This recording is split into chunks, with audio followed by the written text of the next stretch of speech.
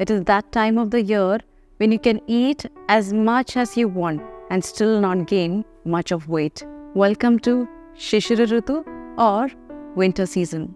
So today we will be discussing about what are the do's and don'ts for winter Ritu in the form of diet, lifestyle modifications and sleep changes that one can adopt so as to prevent the complications that we normally observe during winter season.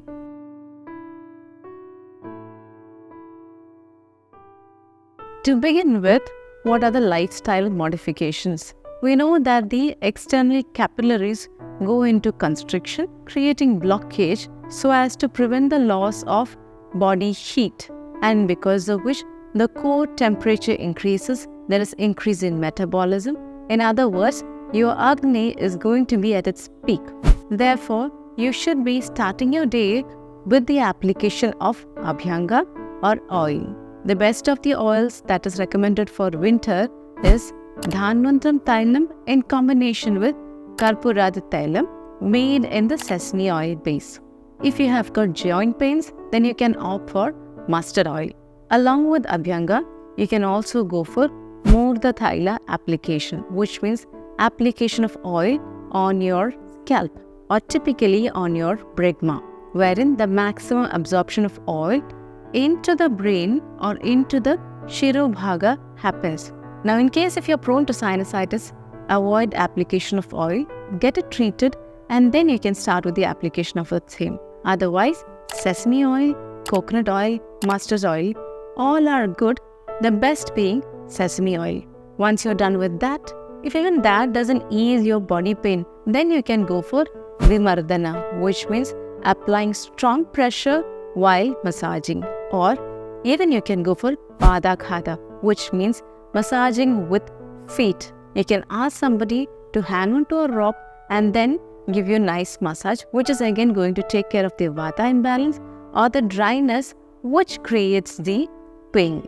Now coming to sleep, you should not be restraining yourself from sleeping for long hours, and that is because during winters the nights are going to be longer and you need that ample rest so as to prevent the Vata imbalance in the body. Go to bed early, do not wake up too early, wake up when fresh. And if at all you feel extremely hungry upon waking up in the morning, that is the right time for you to have your masala chai. In fact, it is that time of the year when you can savor your masala chai without regret. For those who do not feel much of jitteriness or anxiety, they can even go for coffee with full cream or even that hot chocolate, because all of these helps in calming the Vata with the presence of the fat and the bitterness in the same. In case if you are prone to cough, cold, phlegm, recurrent secretions, then you can opt for Chukka Kapi, which can ease you through your digestive as well as respiratory congestions, which is a common thing in winters. Now, coming to food. Who doesn't like some good food? Well, if you are a foodie, you can consume food as per your appetite without guilt, and just ensure that you're also working out proportionately. Ayurvedically, it is said that it is the best time to do wrestling if at all you're particular about, or you can even opt for strength training after having a sumptuous meal, not immediately before, but the previous day. So you can start your day with a warm cup of chai. Just ensure that you're not mixing it with your breakfast.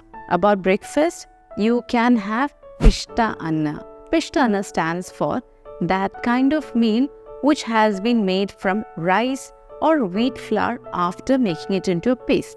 Say for example, idli, dosa and appam, where you're not just making it into a paste but you're also fermenting it, which gives it more heat. Now, if you are from the roti or the wheat eating part of the country, then you can go for parathas, which has been filled with methi, radish, cauliflower and all of these which are quite seasonal during winters, and do not forget to top it with some nice amount of ghee, which is going to take care of the dryness in your body. Now, coming to the midday, you can opt for the seasonal fruits, especially if you are the kapha kind or the pitta kind. Usually, the Vata people do not like having much of fruits during the winters because their body is already trying to combat the chilling cold weather, and the coldness from the fruits is not something that the Vata people are going to like. In that case, if you're still particular about having fruits, you can stew them and consume. Say for example, a bowl of stewed fruits with apple, pear, banana, berries, all of these you can consume. Just top it with a little bit of cinnamon. For a Kapha person, you can opt for tangerine, mandarin, oranges. They're just amazing. And for a Pitta person, you can opt for guava or even papaya. Now coming to the lunch. Have your staple meal not with buttermilk, but rather a cup of dry ginger boiled water, just to ensure that the heavy meal that you have consumed is getting digested well. Rice or wheat as per your preference, and consume all the seasonal vegetables like cauliflower, cabbage, broccoli, methi, and rest of the green leafy vegetables. All of these are amazing to combat the Vata imbalance which happens in winters. Once you're done with your lunch, try avoid taking a post-lunch nap. Instead, ensure that you sit through, or rather just roam around to ensure that you're digesting the meal well. And when it is evening, you want to have a nice cup of chai, do that along with 1 or 2 Gondka laddu or sesame laddu to ensure that you're introducing the right kind of fat into your system during the Vata Kala, which is between 2 to 6 p.m.